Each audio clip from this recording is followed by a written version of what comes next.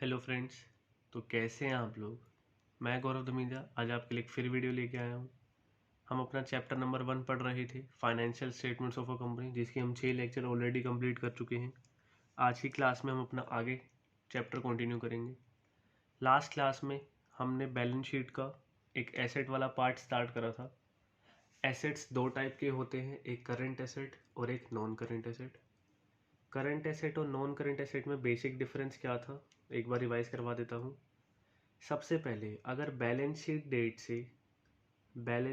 से जो भी 31 मार्च है लास्ट बैलेंस शीट बनी है, उससे अगले 12 महीने तक या 12 महीने के अंदर अंदर कोई भी एसेट्स रिलाइज होती है जो कैश में कन्वर्ट हो जाती है या already cash and cash equivalent का पार्ट है, कोई भी हमारे पास स्टॉक रखा हुआ है जिसको ट्रेडिंग पर्पज़ के लिए रखा हुआ है, वो हमारी करंट एसेट है। तो कोई भी ऐसी एसेट जो लास्ट बैलेंस शीट डेट से 12 महीने के अंदर अंदर कन्वर्ट हो जाती है कैश और कैश इक्विवेलेंट में, वो करंट एसेट है।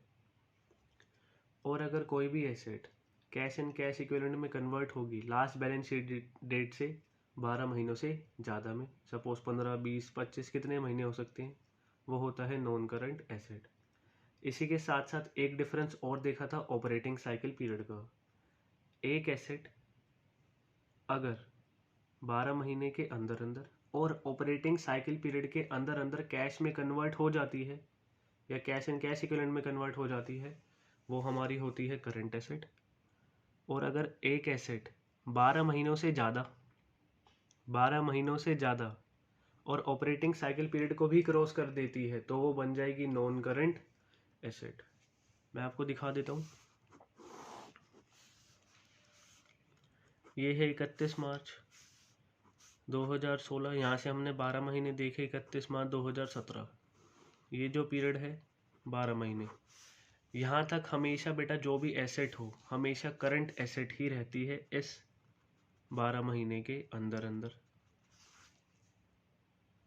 ये एसेट नॉन करंट एसेट कब बन सकती है, सपोज इसका ऑपरेटिंग साइकिल पीरियड 10 मंथ्स में है, कुछ चेक करने की ज़रूरत नहीं है। और अगर 15 मंथ्स में एसेट कन्वर्ट हो रही है, एक्सपेक्टेड रियलाइजेशन पीरियड 15 मंथ्स है, ये यहाँ तक टाइम पीरियड ये 12 महीने तक का। इस 15 मंथ्स ने जो एक्सपेक्टेड रियलाइजेशन पीरियड है कितने मंथ्स में कन्वर्ट होगा, 15 मंथ्स में, इसने 10 महीने को भी मतलब ऑपरेटिंग साइकिल पीरियड को भी क्रॉस कर दिया और 12 मंथ्स की लिमिट को भी क्रॉस कर दिया। तो ये एसेट बन जाएगी यहाँ पर नॉन करंट एसेट, क्योंकि इसने 12 महीने को भी कन्वर्ट क्रॉस कर दिया और ऑपरेटिंग साइकिल पीरियड को भी क्रॉस कर दिया। अगर ये ऑपरेटिंग साइकिल पीरियड यहाँ पे 13 मंथ्स की भी होती, 14 मंथ्स की भी होती, जब भी ये नॉन करंट एसेट ही रहता, उसने 12 महीने को भी क्रॉस कर दिया और ऑपरेटिंग साइकिल पीरियड के टाइम को भी क्या कर दिया, क्रॉस कर दिया। तो हमने इससे रिलेटेड एक क्वेश्चन भी करा था जिसका मैंने आपको एक होमवर्क भी दिया था, और वो होमवर्क क्वेश्चन था बैक क्वेश्चन 7। एक बार देख लेते हैं, आगे रिवीजन बाद में करेंगे। पेज नंबर 1.57,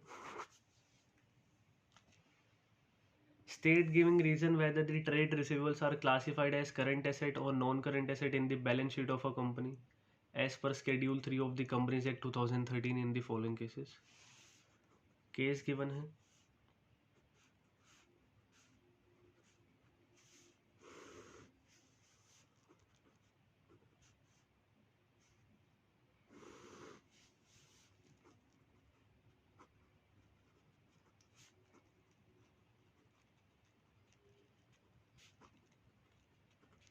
एक एसेट करंट एसेट कब बनता है, अगर उसका realisation period, expected realisation period मतलब कैश और कैश में जो कन्वर्ट होगा 12 महीनों तक या 12 महीनों के अंदर अंदर हो जाएगा, वो करंट एसेट है। ऑपरेटिंग साइकिल पीरियड कुछ भी हो, अगर वो 12 महीने की लिमिट को क्रॉस नहीं करता, वो करंट एसेट ही रहेगा। अगर एक्सपेक्टेड रियलाइजेशन पीरियड 12 महीनों से ज़्यादा है लेकिन ऑपरेटिंग साइकिल पीरियड के अंदर अंदर है बेटा, तो वो क्या बन जाएगा हमारा, जब भी करंट एसेट ही रहेगा। देखते हैं एक बार। केस 1 में हमें ऑपरेटिंग साइकिल पीरियड गिवन है 10 मंथ्स और एक्सपेक्टेड रियलाइजेशन पीरियड है 11 मंथ्स। सबसे पहले आपको चेक करना होता है कि expected realisation period more than 12 months है, हाँ या ना, नहीं। तो ये जो एसेट है ये करंट एसेट ही रहेगा, क्योंकि एक्सपेक्टेड रियलाइजेशन पीरियड 11 महीनों का ही है। अब यहाँ पे 10 हो 15 हो कुछ भी हो, हमें लेना देना नहीं है। जब तक ये लिमिट 12 महीनों से क्रॉस नहीं करेगी, जब तक मैं नॉन करंट एसेट के बारे में सोचूंगा भी नहीं। Next case, operating cycle period है 10 मंथ्स और एक्सपेक्टेड रियलाइजेशन पीरियड है 12 मंथ्स। अब एक्सपेक्टेड रियलाइजेशन पीरियड 12 मंथ्स है, ये अभी भी 12 महीनों से ज़्यादा नहीं है। 12 महीनों तक भी क्या चलता है, current asset. Operating cycle period को देखना भी नहीं है। मैंने लास्ट क्लास में बताया था, अगर expected realisation period less than 12 months है या इक्वल टू 12 मंथ्स है, आपको आंख बंद करके आंसर लिख देना है करंट एसेट। आपको ऑपरेटिंग साइकिल पीरियड चेक करने की कोई ज़रूरत नहीं है। नेक्स्ट केस में ऑपरेटिंग साइकिल पीरियड है 10 मंथ्स और ये गिवन है 13 मंथ्स। क्या expected realisation period more than 12 months है? यस। क्या ये मोर देन 10 मंथ्स? 13, हाँ। ऑपरेटिंग साइकिल पीरियड से भी ज़्यादा है, हाँ। तो बेटा होगा क्या अगर मैं इसकी टाइम लिमिट बनाऊँ? ये होता है 12 महीने 31 मार्च से। ऑपरेटिंग साइकिल पीरियड बेटा 10 महीनों की है, ये हमारी ऑपरेटिंग साइकिल पीरियड है। और ये यहाँ पे आ रहा है 13 मंथ्स। क्या इसने 12 महीने की लिमिट को क्रॉस करा? Yes, 13 months. क्या इसने 10 महीने की लिमिट को भी क्रॉस कर दिया? हाँ। तो बेटा ये हमारा नॉन करंट एसेट बन जाएगा। एक एसेट नॉन करंट एसेट कब बनेगा? अगर उसका expected realisation period more than 12 months है और more than operating cycle period है। Next, 14 months 13 months. Expected realisation period है 13 मंथ्स। क्या 12 महीनों से ज़्यादा है? हाँ। ये नॉन करंट एसेट बन सकता है अगर ऑपरेटिंग साइकिल पीरियड से भी ज़्यादा हो। क्या 13 मंथ्स? लेकिन ऑपरेटिंग साइकिल पीरियड तो 14 मंथ्स है। इसने 12 महीने की लिमिट को तो क्रॉस कर दिया, लेकिन इसने 14 मंथ्स की लिमिट को क्रॉस नहीं करा, तो ये हमारा करंट एसेट बन जाएगा। Last case, 15 months 16 months. क्या expected realisation period more than 12 months है? जी यस। क्या मोर देन 15 मंथ्स मतलब ऑपरेटिंग साइकिल पीरियड से भी ज़्यादा है? हाँ। तो यहाँ पे बन जाएगा नॉन करंट एसेट। सबसे पहले चेक करो क्या एक्सपेक्टेड रियलाइजेशन पीरियड 12 महीने से ज़्यादा है, 12 मंथ से ज़्यादा है? हाँ। 16 मंथ है। क्या 16 मंथ्स 15 मंथ से भी ज़्यादा है? हाँ। 15 छोटा है बेटा, 16 बड़ा है। तो एक्सपेक्टेड रियलाइजेशन पीरियड 12 महीने से भी ज़्यादा है, 15 महीने से भी ज़्यादा है, तो ये बन जाएगा नॉन करंट एसेट। ये आपका मैंने होमवर्क दिया था जो आप करके आ चुके हो। जिसने भी आंसर करे हैं प्लीज़ यहाँ से चेक कर सकता है। नहीं करा है जिसने भी होमवर्क, वो मैंने क्लास में करवा दिया है। तो एक बार फिर से सुन लेना। एक एसेट करंट एसेट है अगर उसका realisation period, expected realisation period मतलब कैश या कैश इक्विवेलेंट में कन्वर्ट हो जाएगा, लेस देन और इक्वल टू 12 मंथ्स, 12 महीनों के अंदर अंदर या 12 महीनों तक, वो करंट एसेट। 12 महीनों से ज़्यादा है, नॉन करंट एसेट बन सकता है अगर वो ऑपरेटिंग साइकिल पीरियड को भी क्रॉस कर दे। तो अगर एक एसेट करंट एसेट कब बनेगा? अगर उसका expected realisation period less than और इक्वल टू 12 मंथ्स है। और नॉन करंट एसेट कब बन सकता है? या ऑपरेटिंग साइकिल पीरियड के अंदर अंदर भी कन्वर्ट हो जाएगा, तो वो भी current asset. Non current asset कब बनेगा एक एसेट? अगर उसका expected realisation period more than 12 months है और more than operating cycle period है। एक्सपेक्टेड रियलाइजेशन पीरियड 12 महीने से ज़्यादा होना चाहिए, और साथ ही साथ ये जो एक्सपेक्टेड रियलाइजेशन पीरियड है ये ऑपरेटिंग साइकिल पीरियड से भी ज़्यादा होना चाहिए। ये नोट हो गया होगा सबको। इसके बाद हमने देखा कि बेटा ये जो बैलेंस शीट में हम नॉन करंट एसेट्स शो करेंगे, नॉन करंट एसेट्स के 5 मेजर सब हेड हैं या 5 मेजर हेड हैं। सबसे पहला था फिक्स्ड एसेट, फिर था नॉन करंट इन्वेस्टमेंट, फिर था डेफर्ड टैक्स एसेट, ये 3 हम लास्ट क्लास में ख़त्म कर चुके हैं। फिर long term loans and advances और other non current asset. Non current assets are classified into following 5 major heads. 5 major heads थे। सबसे पहला फिक्स्ड एसेट, फिर नॉन करंट इन्वेस्टमेंट, फिर deferred tax asset, long term loans and advances fourth, and last other non current asset. सबसे पहला हमने देखा fixed asset. Fixed asset वो एसेट्स होते हैं जो एक कंपनी अपने पास रखती है, रीसेल पर्पस के लिए नहीं, बल्कि कंपनी की अर्निंग कैपेसिटी इंक्रीज करने के लिए। इसको हम long term point of view से रखते हैं ताकि हम प्रॉफिट अर्न कर सके। फिक्स्ड एसेट के अपने 4 सब हेड होते हैं। सबसे पहला tangible assets, intangible assets, capital work in progress, intangible assets under development. Fixed assets के अपने 4 सब हेड होते हैं। Tangible assets, intangible assets, capital work in progress, intangible assets under development. Tangible assets are the assets which है physical existence, जिनकी physical existence होती है, that is they can be seen and touched, जैसे land and building, plant and machinery, computers, vehicle, office equipment. फिर आता है intangible assets, जिनकी physical existence नहीं होती, they can't be seen and touched, जैसे goodwill, brands, trademark, computer software, intellectual property rights, models and designs, licences, franchise, recipes, patents, copyrights, mining rights हो गए। ये सब आते हैं इंटेंजिबल एसेट्स के अंडर। नेक्स्ट सब हेड आया था capital work in progress. Capital work in progress में क्या आया था, जो भी फिक्स्ड एसेट्स हैं अंडर कंस्ट्रक्शन, जैसे कोई घर बन रहा है, कोई बिल्डिंग बन रही है, वो अंडर कंस्ट्रक्शन है, तो एक कैपिटल वर्क इन प्रोग्रेस है। और इससे पहले इंटेंजिबल एसेट्स मैंने आपको बताया था 2 टर्म होती है, एक डेप्रिसिएशन और एक अमोर्टाइजेशन। डेप्रिसिएशन फिक्स्ड एसेट्स को, फिक्स्ड टेंजिबल एसेट्स को राइट ऑफ करने के लिए यूज़ होता है, और फिक्स्ड इंटेंजिबल एसेट्स को राइट ऑफ करने के लिए यूज़ होता है वर्ड अमोर्टाइजेशन।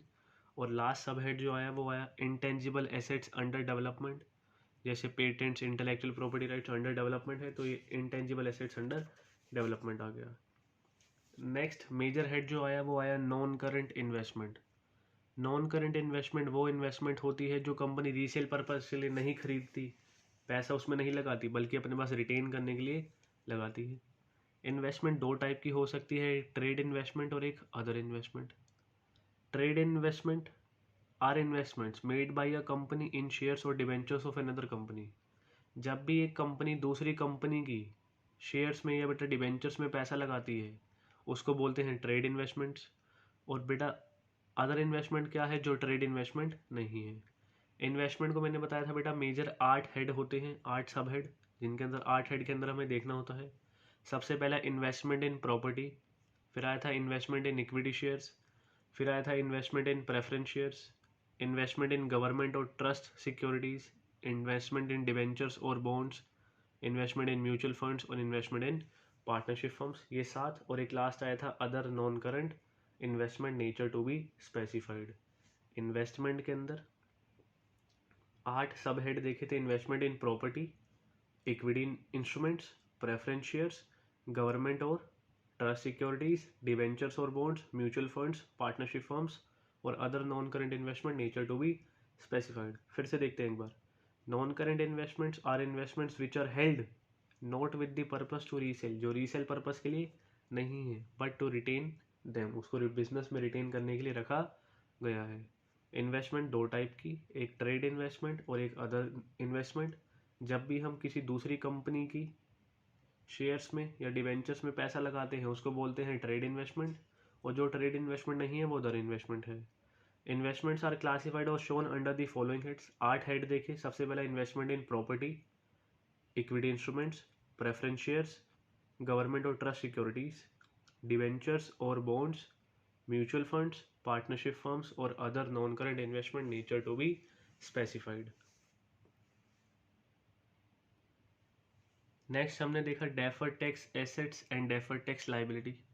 अगर अकाउंटिंग इनकम ज़्यादा होगी टैक्सेबल इनकम से, तो वो क्या क्रिएट करती है, डेफर्ड टैक्स लाइबिलिटी। और अगर अकाउंटिंग इनकम लेस देन है किससे, टैक्सेबल इनकम से, तो उससे क्या क्रिएट होता है, deferred tax asset. If accounting income is more than taxable income, it leads to creation of deferred tax liability. और if accounting income is less than taxable income it leads to creation of deferred tax asset. ये हम last class में पढ़ के आ चुके हैं। आज हम नेक्स्ट मेजर हेड स्टार्ट कर रहे हैं, वो है long term loans and advances का।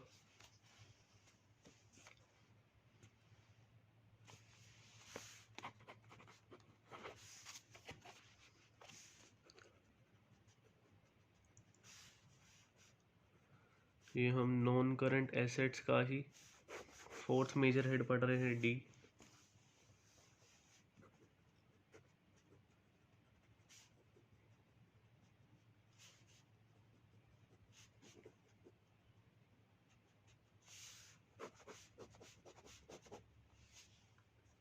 Long term loans and advances. अब लॉन्ग टर्म के लिए है बेटा, हम ये एसेट पढ़ रहे हैं। अगर मैं किसी को पैसा दे देता हूँ लॉन्ग टर्म के लिए, लोन्स देता हूँ, एडवांस दे देता हूँ, तो अभी यहाँ पे हमें बात करनी है long term loans and advances are those loans, बेटा वो लोन्स या एडवांसेस हैं that are expected to be received back in cash और in kind after 12 months from the date of balance sheet. मतलब मैंने किसी को पैसा दे दिया और बैलेंस शीट डेट से 31 मार्च से, अब ये मुझे 12 महीने के बाद ही रिसीव होने वाले हैं, चाहे कैश में हो चाहे काइंड में हो। मतलब अगर आज आप किसी को लोन प्रोवाइड कर देते हो, लोन दे देते हो, तो आपके लिए वो एसेट है। लेकिन ये पैसा आप उसको शॉर्ट टर्म के लिए नहीं, लॉन्ग टर्म के लिए दे रहे हो, जिसका पैसा आपको बाद में ही रिसीव होने वाला है। तो ये आ जाता है long term loans and advances के अंदर। लिख लेते हैं, long term loans and advances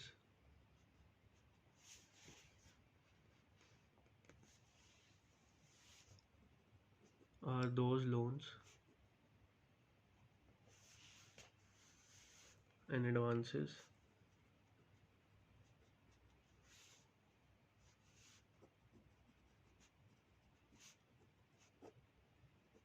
that are expected to be received back in cash or in kind after 12 months from the date of balance sheet।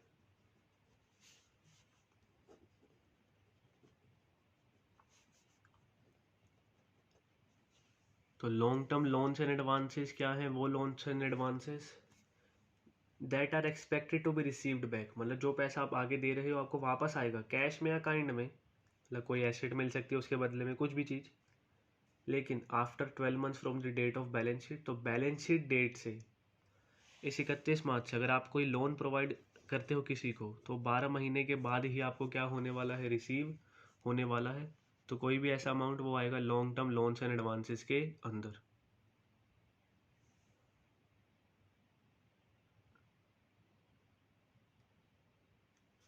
और एक चीज और ऐड कर सकते हो, और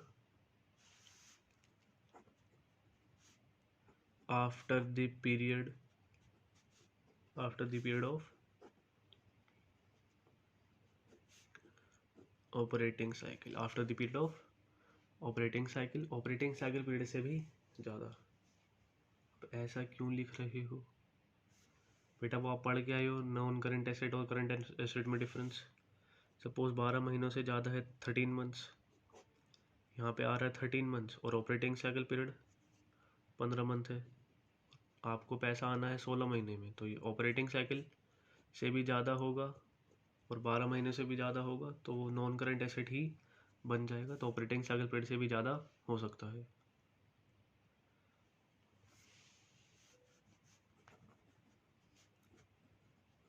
दीज आर क्लासिफाइड इनटू, बेटा इसमें 3 चीज़ें आती हैं। किसी का रहता है, प्लीज़ यहाँ पे एक बार वीडियो पॉज करके नोट कर लेना। Long term loans and advances के अंदर 3 चीज़ें कवर होती हैं। सबसे पहला आता है कैपिटल एडवांसेस। कैपिटल एडवांसेस बेटा वो एडवांसेस होते हैं जो आप आगे पैसा प्रोवाइड कर रहे हो। सामने वाला बंदा आपसे पैसा ले रहा है किसके लिए? फिक्स्ड एसेट्स को एक्वायर करने के लिए। सपोज आपने आगे किसी को बेटा 20 लाख रुपए प्रोवाइड कर दिए, उसने उससे क्या खरीद लिया? कोई बिल्डिंग खरीद ली। अब वो आपको बेटा, उसके पास इतना पैसा नहीं है कि वो बाद में आपको किस में, कैश में चुका सके। बाद में पैसा नहीं होगा, लोन लिया है, जब पैसा चुकाने की बात होगी वो आपको एसेट दे देगा, आपको पैसा वापस नहीं करेगा। Advances given for acquiring fixed assets are known as capital advances. जो भी हम एडवांसेस देते हैं फिक्स्ड एसेट्स को एक्वायर करने के लिए, उसको कैपिटल एडवांसेस बोलते हैं।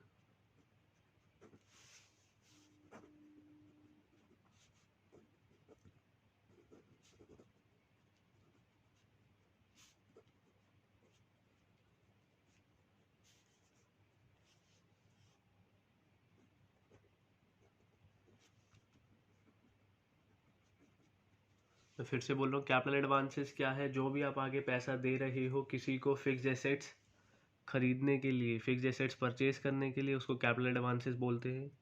Such advances are not received back in cash but are received in the form of an asset. आगे सामने वाला बंदा जो बेटा पार्टी है वो आपको कैश में पैसा नहीं देगा, बाद में उसके बदले में एसेट के फॉर्म में ही पैसा पे कर देगा। तो जो भी कैपिटल एडवांसेस होंगे वो एक एसेट में ही कन्वर्ट हो जाएंगे, किसमें? कंपनी की, आज नहीं बाद में। और ये लॉन्ग टर्म लोन से एडवांसेस की बात चल रही है तो 12 महीने के बाद ही होगा। तो फिक्स्ड एसेट्स क्या होते हैं? Non current asset. तो therefore capital advances are classified और shown as long term advances that is non current asset. इसलिए बेटा इसको यहाँ पर कैपिटल एडवांसेस को long term loans and advances के अंदर, नॉन करेंट एसेट्स के अंदर यहाँ पे हम दिखा रहे हैं।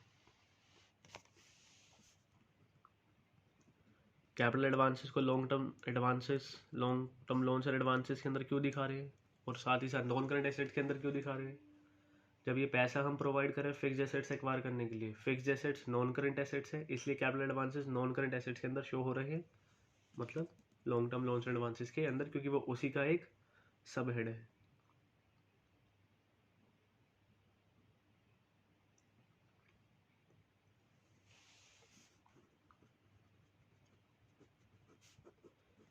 बेटा नेक्स्ट आता है सिक्योरिटी डिपॉजिट्स।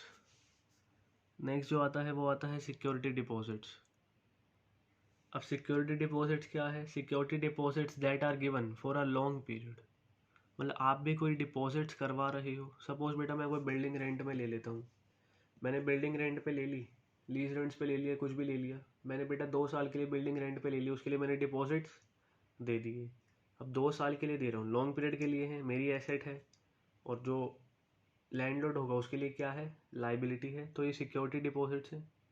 तो सिक्योरिटी डिपॉजिट्स बेटा वो डिपॉजिट्स जो हम दे रहे हैं लॉन्ग टर्म पीरियड के लिए। किसके लिए दे रहे हैं? लॉन्ग टर्म पीरियड के लिए। मतलब अब लॉन्ग पीरियड क्या होगा? 12 months from the date of last balance sheet और after the period of operating cycle. और ये long term loans and advances non current asset का पार्ट है, क्योंकि ये 12 महीनों से ज़्यादा है, ऑपरेटिंग साइकिल पीरियड से ज़्यादा है।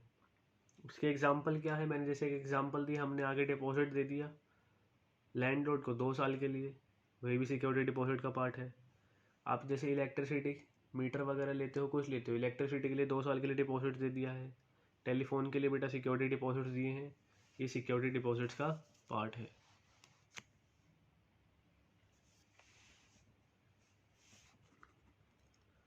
और जो लास्ट आया वो क्या आया?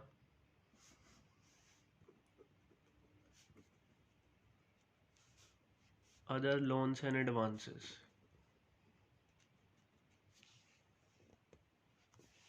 Nature to be specified.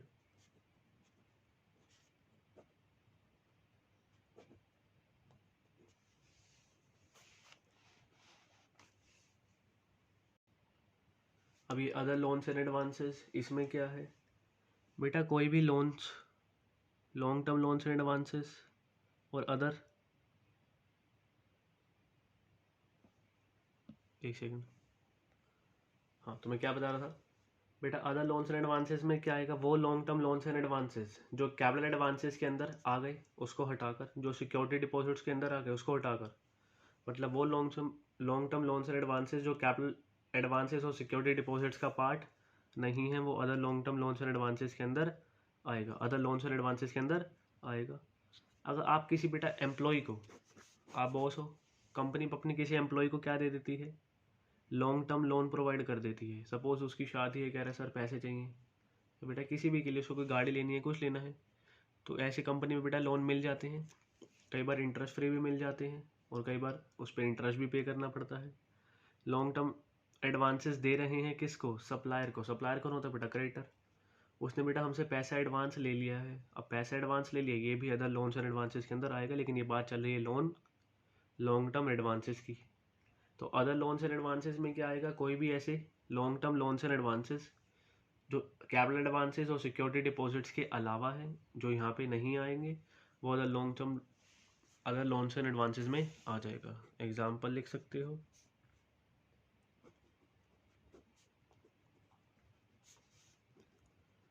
Long term loans to employees,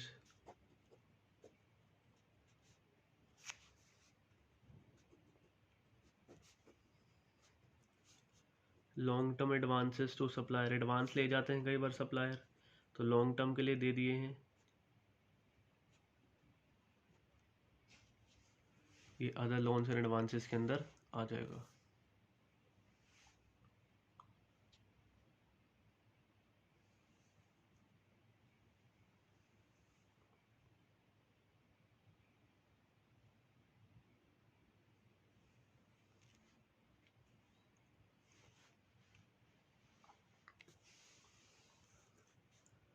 और एक अब ई, नेक्स्ट मेजर हेड जो आया वो आया अदर नॉन करंट एसेट्स।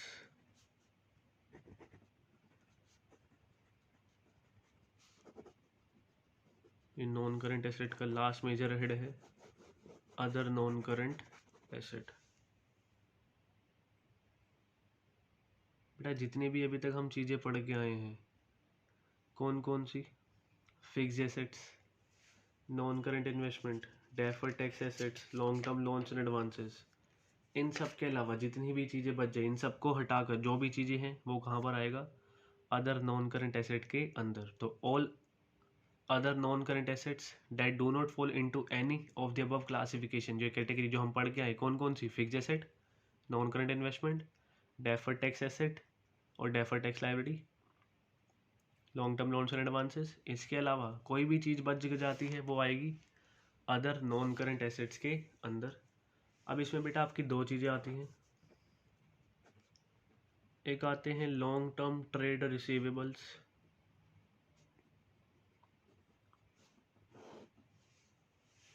अगर आपको याद हो बेटा, ऐसे हमने अदर नॉन करंट लाइबिलिटीज़ का पार्ट भी पढ़ा था, जिसमें हमने देखा था बेटा लॉन्ग टर्म ट्रेड पेबल। अगर हमने बेटा ट्रेड रिसीवेबल है, पैसा मिलना है लेकिन 12 महीने के बाद, तो लॉन्ग टर्म ट्रेड रिसीवेबल या ऑपरेटिंग साइकिल पीरियड के बाद, तो वो आएगा लॉन्ग टर्म ट्रेड रिसीवेबल के अंदर। डायरेक्टर से बिल्स रिसीवेबल से पैसा मिलना है लेकिन 12 महीनों के बाद या फिर ऑपरेटिंग साइकिल पीरियड के बाद, तो वो लॉन्ग टर्म ट्रेड रिसीवेबल के अंदर आएगा। और इसका मेन हेड क्या है, अदर नॉन करंट एसेट्स, और एक आता है अदर्स।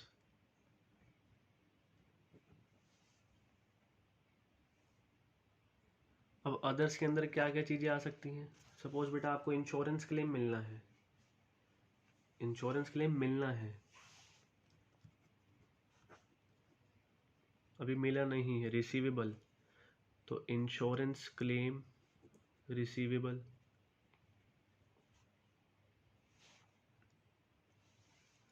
आपने कोई एसेट बेच दिया, उसका पैसा आना है, amount due for asset sold,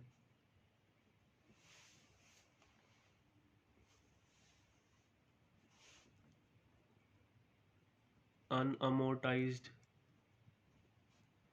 expenses या फिर लॉसेस, ये कुछ चीज़ें आ सकती हैं आपकी अदर्स के अंदर। तो आज की क्लास में हमने दो नई चीज़ें पढ़ी, एक long term loans and advances. Long term loans and advances वो लॉन्ग टर्म एडवांसेस हैं जिनकी बेटा एक्सपेक्टेशन है, जो एक्सपेक्टेड है रिसीव होंगे, पैसा वापस आएगा 12 महीनों के बाद या ऑपरेटिंग साइकिल पीरियड के बाद from the date of last balance sheet. उसके अंदर तीन चीज़ें आई, एक कैपिटल एडवांसेस बेटा वो एडवांसेस जो हम देते हैं फिक्स एसेट्स को एक्वायर करने के लिए। कंपनी को इसका पैसा वापस आता है लेकिन कैश में नहीं, एसेट की फॉर्म में। फिर आता है सिक्योरिटी डिपॉजिट्स। आगे हम बेटा जो भी सिक्योरिटी करवा रहे हैं, डिपॉजिट करवा रहे लेकिन 12 महीनों से ज़्यादा, इलेक्ट्रिसिटी के लिए, टेलीफोन के लिए, मैंने एक एग्जांपल और दिया था आपको, घर के लिए पैसा डिपॉजिट करवा देना। फिर आया other long term, other loans and advances, जो कैपिटल एडवांस नहीं है, जो सिक्योरिटी डिपॉजिट्स नहीं है, वो अदर लोन्स एंड एडवांसेस के अंदर आएगा। जैसे हम लॉन्ग टर्म लोन्स दे देते हैं एम्प्लॉयर को, लॉन्ग टर्म एडवांसेस देते हैं सप्लायर को। फिर जो नेक्स्ट मेजर हेड आया नॉन करेंट एसेट का, वो क्या आया, other non current asset. Other non current asset में क्या आया, लॉन्ग टर्म ट्रेड रिसीवेबल, जैसे हमें डेटर से पैसा मिलना है प्लस कोई बिल्स का पैसा है लेकिन वो अभी नहीं मिलेगा, वो 12 महीने के बाद मिलने वाला है, वो आ जाएगा लॉन्ग टर्म ट्रेड रिसीवेबल। और उसका मेन हेड क्या होगा, अदर नॉन करेंट एसेट। और फिर क्या आया अदर्स, अदर्स में क्या आ जाएगा आपका, insurance claim receivable, amount due for assets hold, unamortize expenses और लॉसेस, जो long term loans and advances के अंदर नहीं आएगा। तो किसी भी बच्चे का ये कुछ रहता है, एक बार स्टार्टिंग से दिखा रहा हूँ, वीडियो पॉज करके नोट कर सकता है।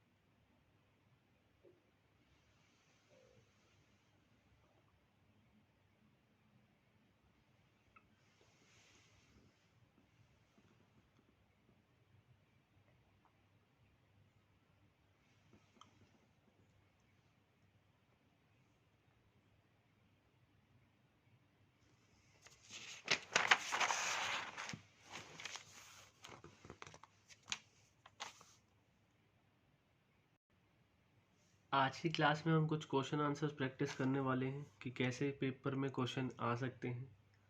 इसके लिए मैं आपको कुछ चीज़ें रिवाइज करवाता हूँ। सबसे पहले बैलेंस शीट हमारे दो पार्ट्स में डिवाइडेड है, इक्विटी एंड लाइबिलिटीज़ और एक एसेट्स। हमारा इक्विटी एंड लाइबिलिटीज़ का पोर्शन खत्म है, नॉन करंट एसेट्स का पोर्शन भी खत्म। करंट एसेट में आज नहीं, नेक्स्ट लेक्चर में करवाऊंगा।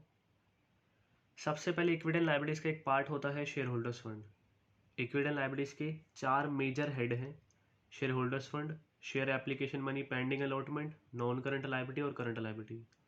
इक्विटी एंड लाइबिलिटीज़ के 4 मेजर हेड हैं, share holders fund, share application money, pending allotment, non current liability और एक आता है current liability. Share holders fund का सबसे पहला sub head share capital. Share capital के बाद रिजर्व्स एंड सरप्लस, इसमें 8 चीज़ें आती हैं, याद रखना। शेयर कैपिटल में याद होगा ऑथोराइज कैपिटल, मैक्सिमम पैसा कितना रेज कर सकती है। फिर इशूड कैपिटल, कितने शेयर्स इशू करते हैं। फिर आता है सब्सक्राइब्ड कैपिटल।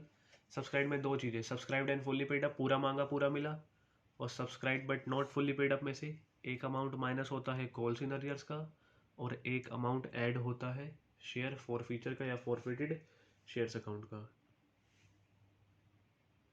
फिर आता है reserves and surplus. Reserves and surplus के अंदर 8 रिजर्व्स बताए थे। कैपिटल रिजर्व, कैपिटल रिजर्व्स क्या होते हैं, ऐसे रिजर्व बेटा जो कैपिटल नेचर की ट्रांजैक्शन पर क्रिएट होते हैं।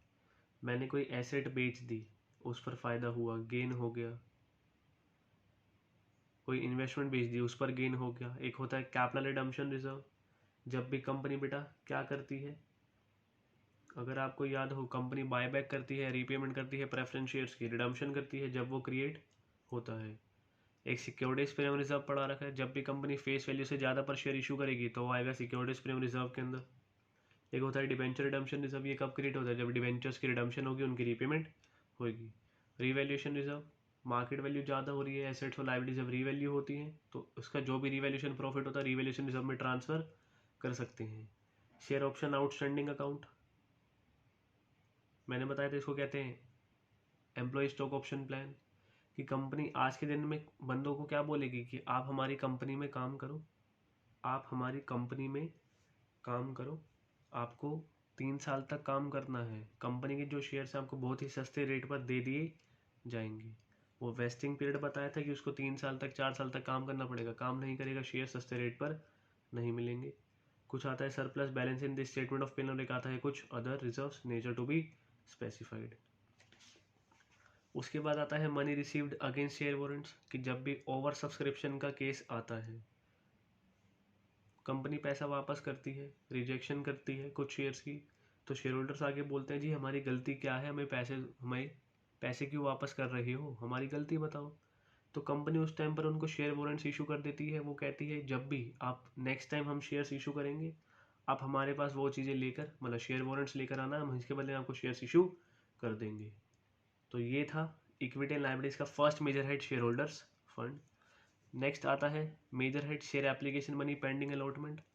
एप्लीकेशन मनी रिसीव हो चुकी है, सब्सक्रिप्शन लिस्ट अभी क्लोज नहीं हुई है, पता नहीं मिनिमम सब्सक्रिप्शन आएगी या नहीं आएगी। तो एप्लीकेशन मनी है लेकिन अलॉटमेंट करनी अभी बाकी है, इसका कोई भी सब हेड नहीं है। फिर आता है non current liability. Non current liability के अपने 4 sub head, long term borrowings, deferred tax liabilities, other long term liabilities और long term provisions. Non current liability के 4 अपने सब हेड कौन कौन से, लॉन्ग टर्म बोरोइंग्स, फिर से सुन याद कर लो एक बार, long term borrowings, deferred tax liabilities, other long term liabilities और लॉन्ग टर्म प्रोविजन। अब ये लाइबिलिटी करंट और नॉन करंट कब होती है, मैं बहुत अच्छे से आपको पढ़ा के आ चुका हूँ। लॉन्ग टर्म बोरिंग्स के अंदर आपकी चीज़ें आती हैं, सबसे पहले डिवेंचर्स, बॉन्ड्स, टर्म लोन्स, किससे लिया, from banks and from other parties, public deposits, other loans and advances. अब ये क्यों याद करवा रहा हूँ, नेक्स्ट क्लास में और आज की क्लास में हम कुछ क्वेश्चंस करेंगे जिसके अंदर हमें ये चीज़ें याद होनी चाहिए। Debentures, bonds, term loans from banks and from other parties, public deposits और अदर लोन्स एंड एडवांसेस। इसका नेचर टू बी स्पेसिफाइड आता है लॉन्ग टर्म बोरोइंग्स के अंदर। फिर आता है डेफर्ड टैक्स लाइबिलिटी। अगर अकाउंटिंग इनकम ज़्यादा होती है टैक्सेबल इनकम से, तो उससे क्रिएशन होती है किस चीज़ की, डेफर्ड टैक्स लाइबिलिटी की। और अकाउंटिंग इनकम कम है, लेस देन टैक्सेबल इनकम से, it results in deferred tax asset. फिर आता है अदर लॉन्ग टर्म लाइबिलिटीज, जैसे premium payable on redemption of debentures, trade payables जो देखे थे बेटा, जो आते हैं 12 महीने से ज़्यादा में, हमने जिसकी क्या करनी है, पेमेंट करनी है। और एक आता है long term provisions. Long term provisions ये था। उसके बाद करंट लाइबिलिटी। करंट लाइबिलिटी के अपने 4 sub head, short term borrowings, trade payables, other current liabilities, short term provision. Short term borrowings के अंदर क्या आएगा, लोन्स रीपेबल ऑन डिमांड, जो पैसा बोरो करा है कंपनी बेटा, जो 12 महीने के अंदर अंदर बैलेंस शीट डेट से हमें पे करना है, तो loans repayable on demand, bank overdraft और cash credit from banks, loans from other parties repayable within 12 months from the date of loan, deposits, other loans and advances। ये मैं सब आपको बहुत अच्छे से लर्न करवा के आ चुका हूँ। ट्रेड पेबल आपको पता है, क्रेडिटर्स प्लस बिल्स पेबल आते हैं।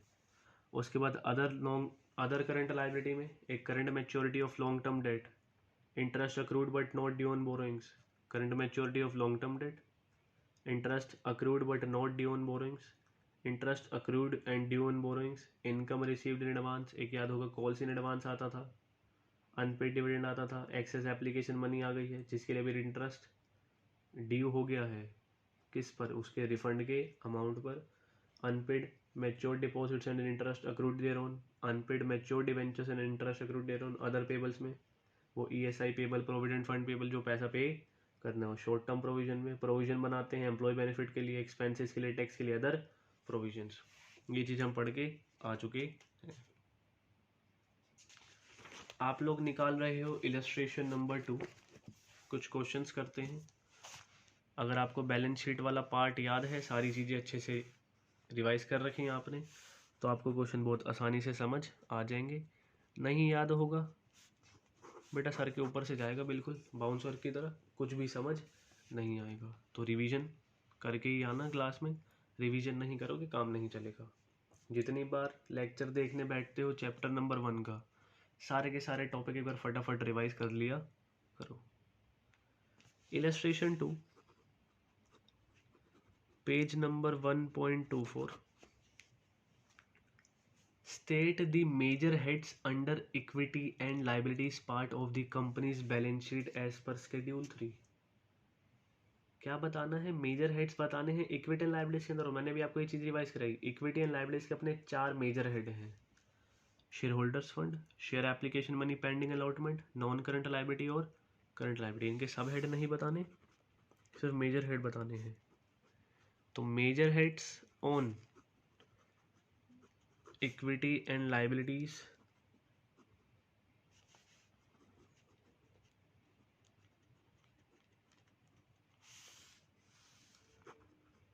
पार्ट आर, 4 मेजर हेड हैं। सबसे पहला आता है शेयर होल्डर्स फंड। अब इनके सब हेड नहीं बताने, share capital, reserves and surplus, सिर्फ मेजर हेड बताने हैं। सेकंड आता है share application money pending allotment.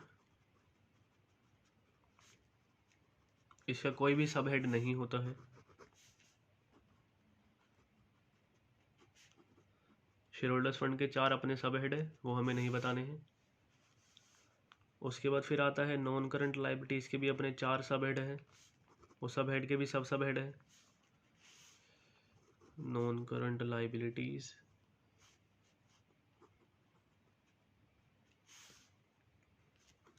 और एक आता है current liabilities.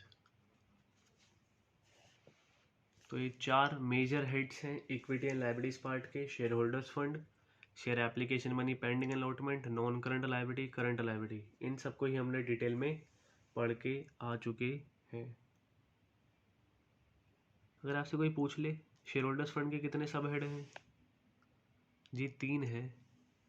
Share capital, reserves and surplus, last वाला बताओ, money received against share warrants. तो किसी का भी रहता है प्लीज़ एक बार इसको वीडियो पॉज करके नोट कर सकते हो। तो शेयर होल्डर्स फंड के कितने sub head, 3, share capital, reserves and surplus, और share application money pending allotment, या मनी रिसीव, ये नहीं, money received against share warrants. अभी ये कोई पूछेगा क्या, इलस्ट्रेशन 3 में ही पूछ रहा है। Illustration 3 page number 1.24, name the सब हेड। ये मेजर हेड, इनके जो नीचे आते हैं वो होते हैं सब head. Name the sub heads under the head. Head क्या है, शेयर होल्डर्स फंड। हेड क्या है, मेन हेड, मेजर हेड है share holders fund. Sub head क्या है, share capital, reserves and surplus, and money received against share warrants. तो यही बताने हैं बेटा, names the sub heads under the head share holders fund as per schedule 3। अब वो क्या क्या है, लाइन वाइज चलेंगे। सबसे पहला शेयर कैपिटल, शेयर कैपिटल के बाद है रिजर्व्स एंड सरप्लस, ये first, second, third,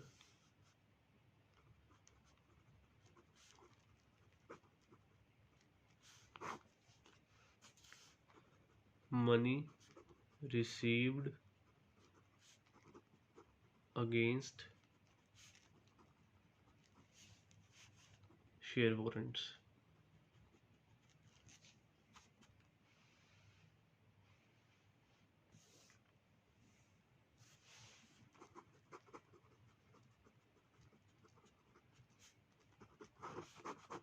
illustration 4 same page पे ही है, 1.24।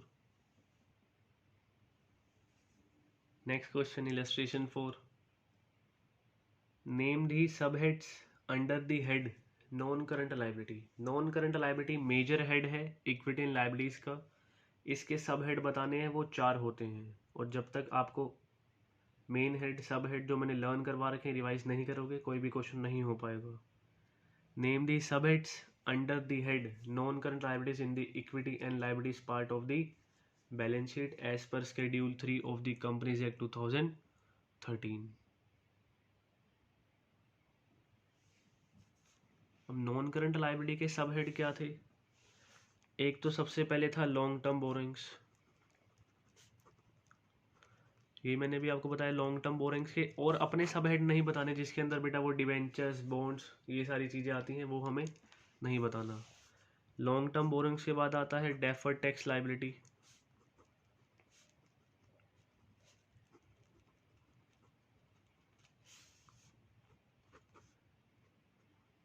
डेफर्ड टैक्स लायबिलिटीज के बाद आता है अदर लॉन्ग टर्म लायबिलिटीज, जिसमें वो ट्रेड पेबल होते हैं मोर देन 12 मंथ्स वाले लॉन्ग टर्म लायबिलिटीज। ये तो अभी मेजर हेड की बात चल रही है, अभी तो सिंपल चल रहा है।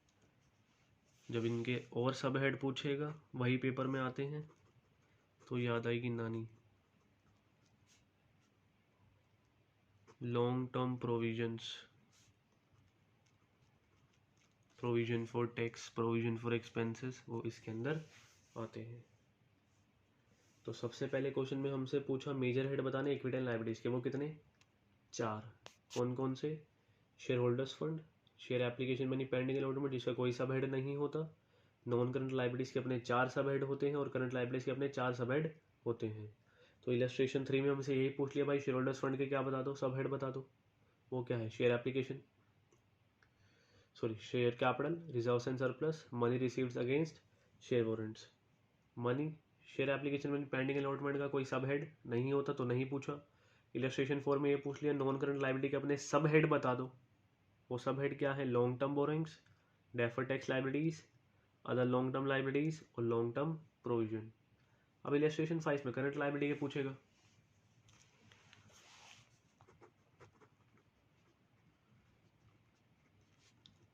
और इसके भी 4 ही होते थे, मैंने आपको लर्न करवाए थे।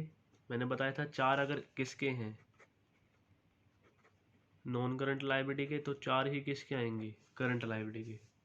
इलस्ट्रेशन 5 देखो, classification, sorry, name the sub heads under the head current liability. Sub head बताने हैं करंट लायबिलिटी के in the equity and liabilities part of the balance sheet as per schedule 3। अब जैसे यहाँ पे लॉन्ग टर्म बोरिंग्स था, तो सबसे पहले यहाँ पे आता है शॉर्ट टर्म बोरिंग्स।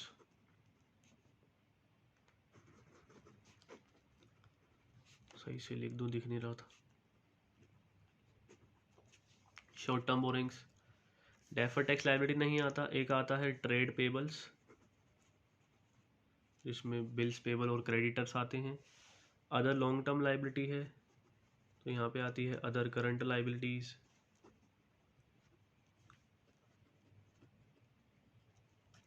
और लॉन्ग टर्म प्रोविजन है तो यहाँ पे आते हैं शॉर्ट टर्म प्रोविजन।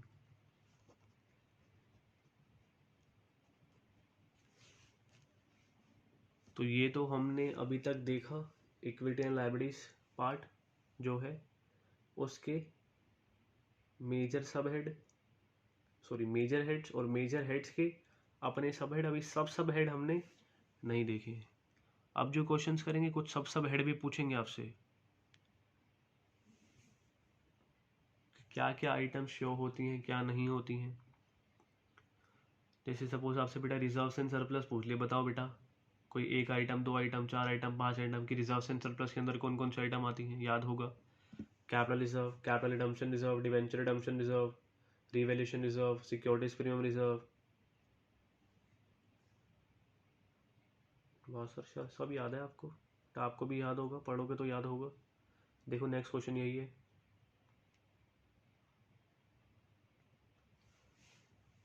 किसी का रहता है तो एक बार वीडियो पॉज कर लेना।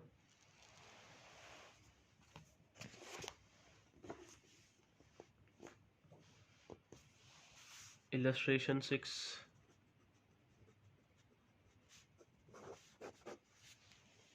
Name any 5 items that are shown under the reserves and surplus as per schedule 3। अब कोई भी 5 आइटम बतानी है जो रिजर्व्स एंड सरप्लस के अंडर शो होती हैं। एक था capital reserve, capital reserve create होता है कैपिटल नेचर की ट्रांजैक्शन पर, जैसे profit on sale of fixed asset, तो जो भी प्रॉफिट होगा वो कैपिटल रिजर्व में ट्रांसफर कर दिया जाएगा। एक था कैपिटल रिडम्पशन रिजर्व,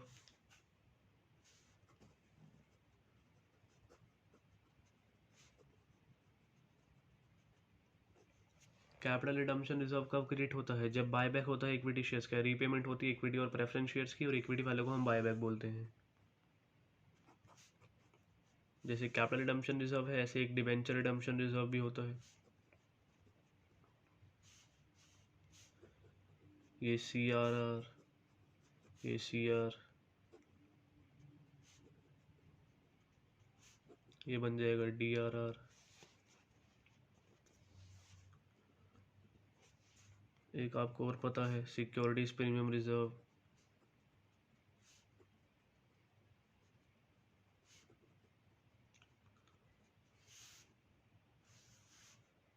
एक आपको और पता है रिवैल्यूएशन रिजर्व,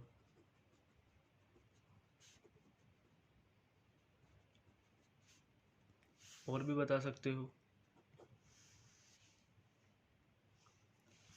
एक होता है शेयर ऑप्शन आउटस्टैंडिंग अकाउंट,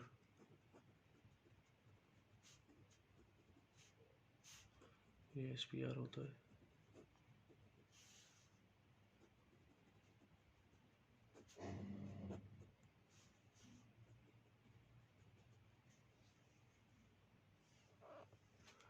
और कुछ लिखना हो, अदर रिजर्व्स, अदर रिजर्व्स में जैसे बेटा आपका जनरल रिजर्व वगैरह, वर्कमैन कंपनसेशन रिजर्व, कुछ भी आ सकता है। तो ये आपको सारे नाम याद करवा रखे हैं, साथ साथ रिवीजन करते रहोगे, बार बार एक ही बात बोल रहा हूँ तो सारी चीज़ें याद रहेंगी।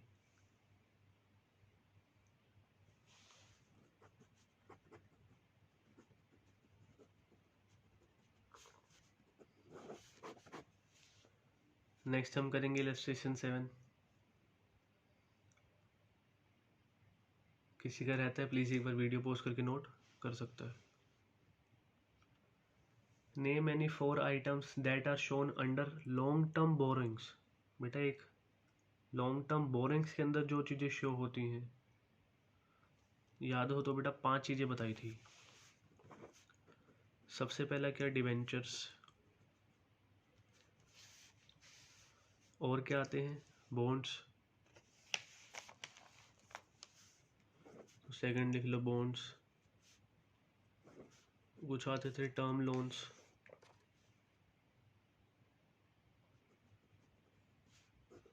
ये आते थे फ्रॉम बैंक्स, तो मैं ए करके लिखवाता था, या ऑब्लिक डाल के लिख लो अदर पार्टीज।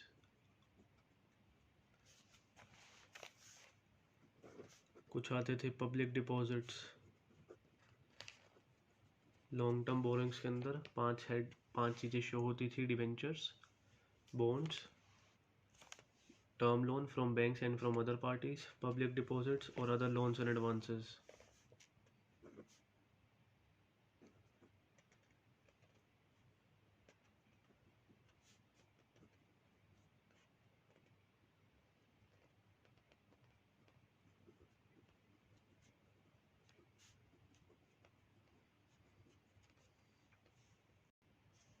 तो 5 चीज़ें, debentures, bonds, term loan from banks and from other parties, public deposits, other loans and advances.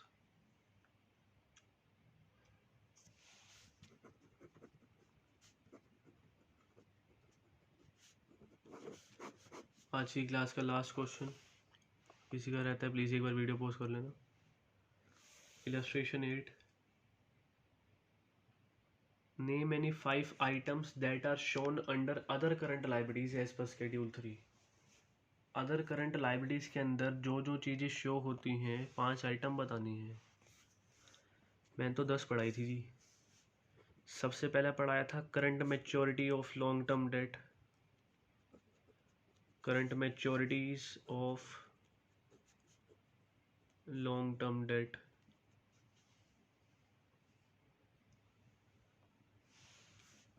कि जो भी करंट मैच्योरिटी है लॉन्ग टर्म के लिए, पहले पैसा लिया था लेकिन करंट ईयर में वो ड्यू होने वाला है। एक पढ़ाया था इंटरेस्ट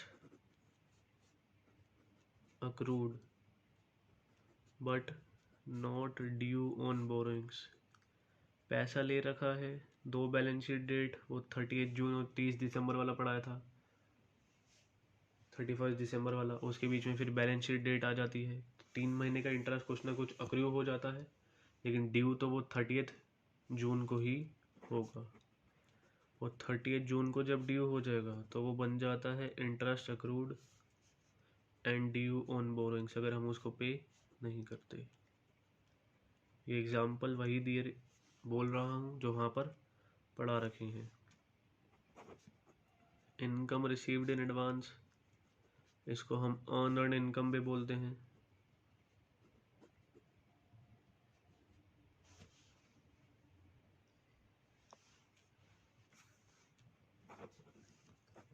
अनपेड डिविडेंड भी बोल सकते हो, ये भी आता है इसके अंदर कि शेयर होल्डर्स ने अभी तक डिविडेंड क्लेम नहीं करा है। हो गए हैं 5। चलो एक और लिखवा देता हूँ, कॉल्स इन एडवांस।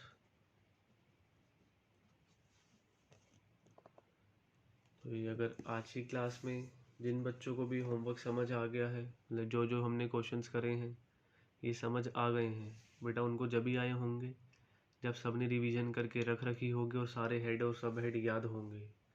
आप लोगों का रिवीजन नहीं करोगे तो काम नहीं बनेगा, पेपर में 4 मार्क्स का चैप्टर आएगा तो आपके लिए बड़ी दिक्कत वाली बात है। बैलेंस शीट आती है, चैप्टर नंबर 3 पढ़ेंगे, उसमें कई बार बेटा फॉर्मेट गिवन होता है, कई बार नहीं गिवन होता। तो जब तक आपको ये चीज़ें याद नहीं होगी, आप नहीं कर पाओगे क्वेश्चंस को। तो प्लीज़ प्लीज़ प्लीज़ इसकी रिवीजन करो जितनी जल्दी हो सकता है। हेड सब हेड सारी चीज़ें लिख के प्रैक्टिस करनी है, लिख के प्रैक्टिस करो।